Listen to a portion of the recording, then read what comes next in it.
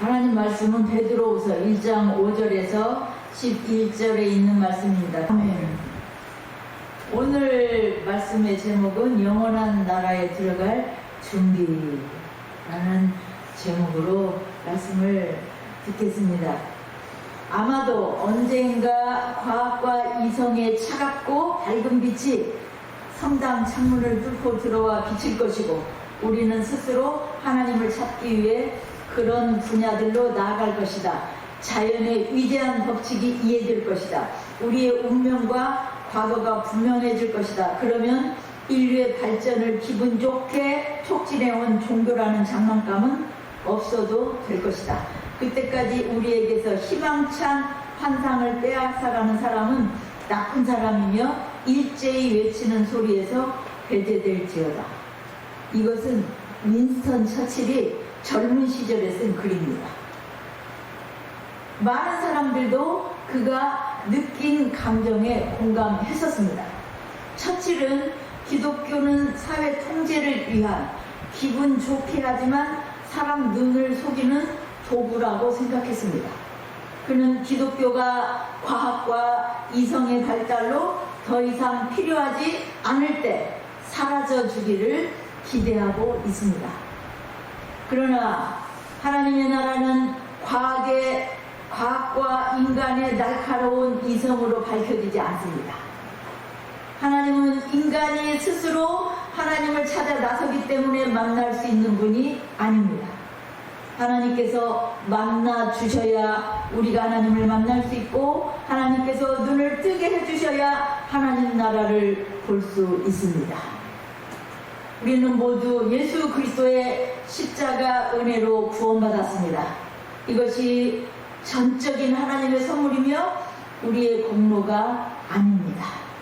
하지만 이제 여기서 중요한 질문이 생깁니다. 구원받은 우리는 이제 어떻게 살아야 하는가?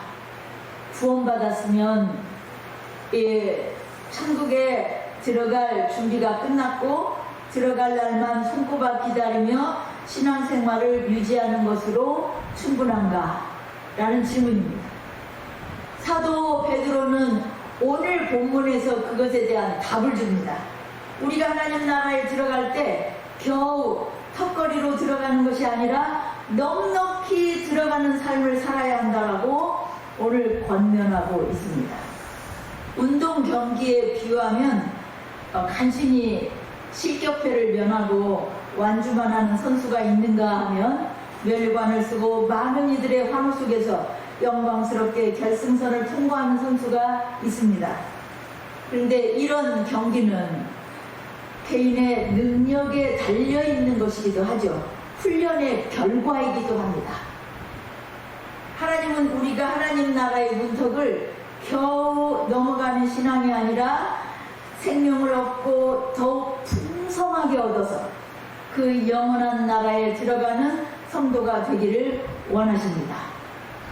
제가 전에는 하나님 나라에서 엄청난 상을 받지 않아도 막 월계관 1등 이런 상 안 받아도 좋고, 천국에 간신히 그냥 진입, 그러니까 딱 아웃 안 되고 들어가기만 하면 다행이라고 생각했습니다. 그것만 해도 저는 기쁘고 즐겁고 다른 상 안 주셔도 돼요, 이런 생각하고 있었어요, 제가.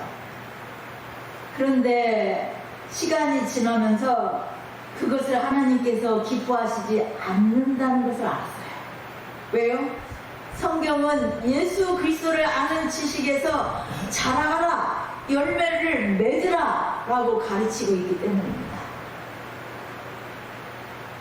그렇다면 우리가 주님 나라에 넉넉히 들어가는 삶을 살기 위해서는 무엇을 필요로 할까요? 뭐가 있어야 넉넉하게 들어갈까요? 베드로 사도는 우리가 자라야 하는 그리스도인의 미덕을 나열합니다. 이게 우리가 쌓아야 할 성품입니다. 해야 되는 일에 초점이 맞춰져 있는 게 아니고, 일은 계속 실수를 하고 잘못을 저지를지라도 그것을 통해서 우리의 성품이 어떻게 변화되어야 하는가 하는데 목표가 있습니다. 먼저 오늘 읽은 말씀에 5절, 6절은 이렇게 시작합니다. 그러므로 너희가 더욱 힘써 너희 믿음의 덕의 지식을, 지식의 절제를, 절제의 인내를, 인내의 경건을, 경건의 형제 우애를, 형제 우애의 사랑을 더하라. 베드로는 구원받은 믿음이 끝이 아니라 시작이다. 그 위에 이런 것들을 더하라. 이런 성품을 쌓아가라. 라고 말합니다. 믿음이라는 것, 이 기초 위에 영적 성품이 계속 하나님의 말씀을 따라 살아가면서 바뀌어야 하고 쌓아져야 합니다. 첫 번째, 덕이라는 것은 비그리스도인들이 말하는 인간적인 사람, 도덕적인 사람이 되도록 만드는 것이 아닙니다. 그리스도를 본받는 것을 나타내고 다른 사람들에게는 선으로 보입니다. 선하게 보이는 것. 이것을 덕이라고 합니다. 그리스도인들이 비방을 받는 것은 그가 갖고 있는 하나님께 대한, 예수 그리스도께 대한 믿음 때문이 아니라 실제 상황에서 선한 삶을 살지 못하는 것, 이런 삶을 보여주지 못하는 것 때문입니다. 그리스도인들, 특히 장로들의 부도덕함은 비그리스도인들에게 장애물이 됩니다. 이 장로가, 아니면 목사가, 이 장로들의 잘못, 실수, 이런 것들은 믿는 사람들에게 또는 믿지 않는 사람들에게는 교회에 다니면서 예수 그리스도를 믿고자 하는 마음에 걸림돌이 돼요. 2026년도 7월 30일자, 그러니까 어제 그저께 국민일보 오피니언란에 올라온 글입니다. 제가 내용을 소개해 보겠습니다. 지난달 26일 서울중앙지법에서 김건희 씨의 특정범죄가중처벌법상 알선 수재 혐의 등에 대한 1심 선고가 있었다. 피고인석에는 국가조찬기도회 회장인 이봉관 장로가 함께 앉아 있었다. 서희건설 회장이기도 한 그는 김 씨에게 반크리에프엔 아펠 목걸이와 티파니 브로치, 그라프 귀걸이 등 1억 원이 넘는 귀금속을 건넸다. 억울한 일을 당했을 때 최소한 연락받을 정도 하려면 이 정도는 해야 된다고 생각했다고 법정에서 그는 말했습니다. 인사 청탁도 인정을 했습니다.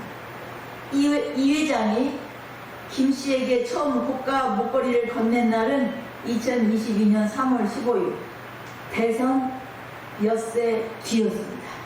그러니까 대통령이 되고 난 뒤에 그는 윤석열 후보의 국가조찬기도회 참석을 요청한다는 명분으로 김 씨를 만났다. 조찬기도회 회장이란 지위를 로비에 활용한 것이다. 이게 그저께 국민일보에 나왔어요. 국가조찬기도회를 폐지해야 한다는 주장이 나오기도 합니다. 이 장로가 대통령과 정치인들을 함께 포함시켜서 나라와 정치와 세계를 위해서 기도하는 모임이에요. 그런데 그런 모임에서 회장을 맡고 있던 서희건설 회장, 장로 이봉관 회장이 대통령이 되기 전 후보였을 때 조찬기도회 모임에 초대한다는 명목으로 만났다가 대선 후보가 확정된 다음에 엿새 후에는 이런 걸 건넨 거예요. 이유는 무엇 때문이라고 해요? 자기가 억울한 일을 당했을 때 이 정도는 해야지만 말할 수 있겠다. 이것 때문에 그렇게 한 거예요. 이거는 청탁이죠. 비리이고 청탁입니다. 위법한 거예요. 이런 것들이 덕이 되지 못합니다. 그렇다라고 그분이 완전 실망에 떨어지고 그리스도를 믿는 자들이 완전 실망했어라고 떨어지는 것이 아니고 우리는 그것을 통해서 뭘 배워야 돼요? 덕이라는 성품을 길러야 돼요. 이제 장로가 되었어도 그러기 쉽구나. 자기가 하고 있는 사업이 너무 거대하다 보니까 누군가 대통령의 힘이 필요하다고 생각한 거예요. 그리고 누구나 그렇게 로비를 하니까.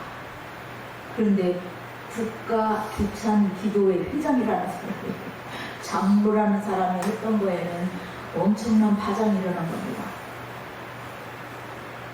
두 번째, 지식은 하나님과 그분의 뜻을 깊이 아는 것, 예수 그리스도와 그분을 기쁘시게 하는 것에 대한 정보, 이걸 지식이라고 합니다. 그러니까 예수님에 대한 지식이에요. 우리가 그리스도와 같은 선함에서 자라고 싶다면 그리스도인으로서 잊고 생각하고 토론함으로 얻게 되는 지식에서 자라고자 하는 열망과 욕구를 가져야 합니다. 바울 사도는 빌립보 교회 성도들을 위해서 이렇게 기도합니다. 빌립보서 1장 9절에서 11절 말씀입니다. 함께 읽으시겠습니다. 빌립보서 1장 9절에서 11절 시작. 내가 기도하노라 너희 사랑을 지식과 모든 총명으로 점점 더 풍성하게 하사 너희로 지극히 선한 것을 분별하며 또 진실하여 허물 없이 그리스도의 날까지 이르고 예수 그리스도로 말미암아 의의 열매가 가득하여 하나님의 영광과 찬송이 되기를 원하노라. 의의 열매가 가득하여 사랑으로 풍성하게 하사 의의 열매가 가득하여. 세 번째, 절제는 내 혈기와 욕망을 주님의 말씀 아래 통제하는 겁니다. 내가 눌러서 통제하는 거죠. 내 분수에 넘치는 생각을 품지 말아야 합니다. 로마서 12장 3절 말씀입니다. 함께 읽겠습니다. 내게 주신 은혜로 말미암아 너희 각 사람에게 말하노니 마땅히 생각할 그 이상의 생각을 품지 말고 오직 하나님께서 각 사람에게 나누어 주신 믿음의 분량대로 지혜롭게 생각하라. 분수에 넘치는 생각을 품지 마라. 이렇게 말씀하고 있어요. 하나님께서 성경에 말씀해 주신 것 이상 알아내려고 하는 것도 잘못입니다. 이런 것에서부터 파생되어 나오는 것들이 이단입니다. 그러니까 이미 교회들이 갖고 있는 지식보다 한 단계 높은 수준의 무엇인가를 가르쳐 주겠다. 이렇게 해서 유혹을 하는 것들이 이단의 특징이에요. 베드로 사도는 3장 16절에서 바울의 편지를 다른 성경과 같이 억지로 풀다가 스스로 멸망에 이르니라 라고 경고합니다. 성경을 그렇게 억지로 해석하고 풀려고 하지 마라. 하나님께서 알게 해주시는 지식만큼만 알라라는 거예요. 우리는 하나님을 다 알 수 없습니다. 피조물이 어떻게 나를 만드신 분, 지으신 분을 다 알 수가 있습니까? 하나님께서 알게 하시는 만큼만 우리는 알 수 있습니다. 먹는 것과 소유하는 것뿐만 아니라 우리는 지식에도 절제가 필요합니다. 너무 많이 먹었을 때 일어나는 부작용을 알죠? 물질을 소유하는데도 너무 많은 것을 물질을 소유하면 부작용이 일어나게 되어 있습니다. 지식적으로도 하나님을 아는 지식에서 하나님께서 알게 해주신 것 이상을 넘어가지 말아라 라는 거예요. 어떤 책들은요 잘못 골라서 여러분이 읽으면 그럴 수도 있어요. 하나님께서 심판을 여시는 백부자 심판대에는 생명책과 다른 책이 있다고 그랬어요. 생명책에 기록된 사람들은 심판을 받아요, 안 받아요? 안 받아요. 그런데 다른 책에 기록된 자들은 자신의 과거가 다 흘러가면서 자기의 행위가 다 드러나서 받아요. 그런데 이 심판이 천국이냐 지옥에서 이루어지는 거냐 아니면 그 제3지대에서 이루어지는 거냐를 파고드는 책이 있어요. 그 심판이 하나님께서 계신 곳이기 때문에 천국이라고 한다면 심판받기 위해서 죄인들도 다 천국에 올라가서 심판받고 지옥으로 떨어지느냐, 뭐 이런 거 따지는 거죠.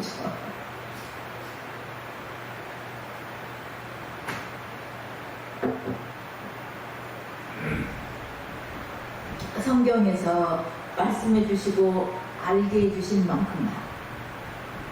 그만큼만 우리는 알 수 있습니다. 그게 절제예요. 지식에도 절제를 봐. 네 번째, 인내는 시련과 고난 속에서도 낙심하지 않고 견디는 것인데 앞으로 더 나은 때가 오리라 하는 약속 때문에 힘든 때를 기꺼이 견디는 것입니다. 그리스도인들이 인내를 해야 하는 이유는 그리스도의 재림을 기다리기 때문입니다. 거짓 교사들은 그리스도의 강림에 대한 약속을 흔들어서 그리스도인들이 인내하지 못하도록 했습니다. 베드로후서 3장 4절 말씀입니다. 함께 읽으시겠습니다. 이래 주께서 강림하신다는 약속이 어디 있냐? 조상들이 창조 후로부터 만물이 처음 창조될 때와 같이 그냥 있다 하니, 이 거짓 교사들이 그리스도인들에게 흔들어 놓는 말이에요. 이것은 일단 그리스도의 재림을 제거하고 나면 성경에 다른 기독교적 행동에 아무 의미가 없다고 믿는 사람들의 교활한 부추김입니다. 그리스도에 대한 믿음 자체를 흔드는 거죠. 그리스도의 재림이 없다면 기독교는 불합리하고 무의미하고 끝까지 인내할 필요가 없게 됩니다. 다섯 번째, 경건은 삶의 모든 순간에 하나님을 의식하며 사는 태도. 이 세대를 본받지 않고 하나님 말씀을 기뻐하며 사는 실제적인 삶의 태도입니다. 여러분이 경건을 위해서 아침마다 눈을 뜨며 휴대폰을 드는 게 아니라 성경 말씀을 펼치는 거, 이거 경건 생활의 훈련이죠. 잠자기 전에 다른 유튜브 보는 것이 아니라 하나님 말씀을 한 절 읽고 기도하고 자는 것은 경건의 훈련이죠. 밥을 먹을 때마다 식사 전에 기도하는 것은 경건의 훈련이죠. 기도하고 말씀을 읽는 것은 경건한 삶의 훈련입니다. 그게 경건이에요. 그 말씀을 읽고, 오늘은 내가 누구에게 굴복할 것인가? 누구 말을 따를 것인가? 내 본능을 따를 것인가? 하나님 말씀을 따를 것인가? 이게 경건한 삶인 거예요. 실제로 사는 거. 여섯 번째, 일곱 번째, 거기에 형제 우애와 사랑, 같이 사랑이라는 의미죠. 공동체 안에서 성도를 아끼고 마침내 원수까지도 품는 사랑이 이게 형제 우애와 사랑입니다. 이 덕목들은 앞에서 지금까지 열거한 이 6가지 덕목들은 각각 따로따로 작동하는 것이 아니라 마치 사다리처럼 연결되어 있습니다. 믿음으로 출발해서 각각 따로따로가 아니라 동시에 절제하면서 인내하면서 경건한 삶을 살면서 이 사랑으로 완성되는 이 영적 성장 과정을 보여줍니다. 왜 우리가 이 덕목들을 힘써서 더해야 할까요? 왜 이것을 힘써야 돼요? 이 하나님께서 이러한 것들이 우리 안에 거하여 흡족하게 하면 주 예수 그리스도를 알기에 게으르지 않고 열매 없는 자가 되지 않게 하려는 것이다. 열매가 있도록 하기 위해서 이 덕목을 더하라고 하는 거예요. 반대로 이런 덕목이 하나도 나한테 없어.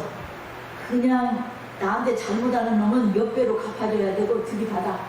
한번 나한테 잘못 걸리면은 내가 언젠가는 갚아줄 생각만 해. 그리고 이런 것들이 쌓여가기 시작해서 내가 강팍해지기 시작하면 이런 사람들은 맹인이라서 멀리 보지 못하고 그의 예전 죄가 깨끗해졌다는 것을 잊었다라고 경고합니다. 여러분이 이 말씀에서 이 덕목에서 멀어질수록 점점 영적인 눈이 어두워져서 눈앞에 세상적 이익만 바라보며 자신이 얼마나 큰 은혜로 죄사함을 받았는지 잊어버린 채 살아간다는 겁니다. 이렇게 하면은 하나님께서 주신 믿음으로 예수 그리스도를 영접하고 믿기는 믿었는데 안 믿는 사람하고 똑같이 살아갑니다. 그럼 영적인 눈이 어두워져서 너무나 각박해지는 거예요. 자신의 마음이. 그래서 넉넉함, 그리고 열매가 맺지 않아요. 그리스도인이 성숙하게 될 때 갖게 되는 특징 중 하나는 이런 열매들이, 이런 성품들이 있어서 내가 그리스도인으로 점점 자라가잖아요. 그러면 특징이 뭐냐면 나의 경건 수준에 대해서 점점 더 큰 불만을 갖게 돼요. 나는 왜 이거밖에 안 되지? 왜 전에 짓던 죄 또 지지? 걔는 왜 또 그렇게 미운 짓만 하냐? 좀 예뻐 보이면 안 되나? 이 자기 경건 생활에 불만을 느껴요. 그것으로 인해서 절망하면 안 됩니다. 이런 수준들이 우리에게 더 흡족하게 될 것을 목표로 삼고 더욱 절제하고 인내하고 사랑해야 합니다. 이것은 신앙이 책에서만 배우는 데 그치지 않고, 신앙이란 책에서 배우는 지식이 아니에요. 그리스도인을 변화시키고 세상에 영향을 미치는 것이기 때문입니다. 신앙은 편안한 환경에서 아무런 영적 훈련이나 노력 없이 방치된 신앙은 겉보기에는 평탄하고 그럴싸해 보일지 몰라도 영적인 깊은 울림이나 열매를 맺지 못합니다.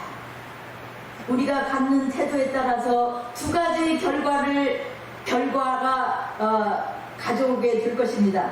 첫째는 영안이 어두워져서 세상의 이익만 바라보며 자신이 얼마나 큰 은혜를 받았는지 잊어버리고 게으르게 살며 열매 없는 자가 되거나, 또 하나는 생명을 얻고 더 풍성하게 얻어서 오래 남을 일과 지속적인 열매를 맺는 자가 되거나, 둘 중에 하나입니다.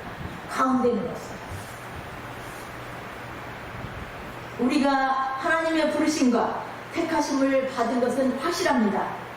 그렇지만 그 은혜에 감사하며 삶으로 영적 덕목들을 연습할 때 우리의 신앙은 비로소 실족하지 않는 단단함을 얻게 됩니다. 오늘 말씀을 드렸죠. 실족하지 않을 것이다. 실족하지 않는 것. 미끄러져서 죄 짓는 걸 말해요. 실족은. 이렇게 살아가는 자에게 이 6가지 덕목을 쌓으면서 살아가는 자에게 하나님이 약속하신 결론이 몇 절이냐? 11절입니다. 11절. 다시 보겠습니다. 함께 읽으시겠습니다. 이같이 하면 우리 주 곧 구주 예수 그리스도의 영원한 나라에 들어감을 넉넉히 너희에게 주시리라. 넉넉히 들어갈 것이다. 우리가 성경 공부하면서 그 얘기 나왔었죠. 야, 그렇게 살다가 천국에 그 사람 들어갈까? 못 들어갈까? 그럼 이제 나도, 야, 이거 천국에 여기 막판에 거기 갔는데 너 못 들어가. 이러면 어떻게 되는 거야? 이렇게 들어가는 게 아니고 넉넉하게 들어감을 주시는 거는 이 덕목들을 우리가 이 땅에서 훈련하고 쌓아라. 그러면 그런 믿음에서 흔들리지 않고 넉넉하게 들어갈 것이다. 그러니까 따로따로 작동하는 것이 아니라 이 성품들이 믿음을 더 강력하게 해준다는 거예요. 믿음에서 시작하지만 이 성품이 쌓이지 않으면 믿음이 흔들릴 수가 있어요. 자꾸 흔들어요, 세상이. 그래서 이 성품을 쌓아야 믿음이 더 든든해져서 넉넉하게 들어갑니다. 옛날 전쟁에서 승리하고 돌아온 장군을 온 도시 사람들이 길거리에 나와서 깃발을 들고 나팔을 불며 열렬하게 환영을 하듯이 하나님 나라의 백성으로서 왕 되신 주님의 풍성한 환영과 면류관을 받으며 들어가는 영광스러운 입성이 있을 것이라는 말에 넉넉히 들어간다는 거예요. 여러분, 신앙은 어떤 상태입니까? 믿음으로 구원받은 확신은 있는데 어린아이 상태입니까? 아니면 이 성품을 쌓기 위해서 지금도 경건의 훈련을 하고 잘못되고 잘못 미끄러지는 사람들의 모습을 보면서 나도 저렇게 될까 두려워하고 하나님을 의지하고 더 열심히 실망하지 않고 주님께 매어달리며 기도를 더 많이 하는가? 구원받았다는 사실에 안주하며 영적 성장을 멈춘 채 세상 사람들과 똑같이 살아가는 사람도 어렵죠. 문제가 있죠. 그런데 이런 성품을 쌓아가면서 사는 사람도 고통과 시련이 올 때 문제가 되고 시험을 당할 때 또 문제가 되기도 합니다. 이것은 더 높은 수준의 훈련이 우리에게 필요한 것을 의미합니다. 그게 또 이어지고 있어요. 그 뒤에 말씀에서. 믿음에 그치지 말고 여러분이 인격을 다듬는 덕을 더하십시오. 감정에 치우치지 말고 하나님의 지식과 절제를 더하십시오. 힘든 상황에서도 인내하고 매일 하나님 앞에 서는 경건 훈련을 하십시오.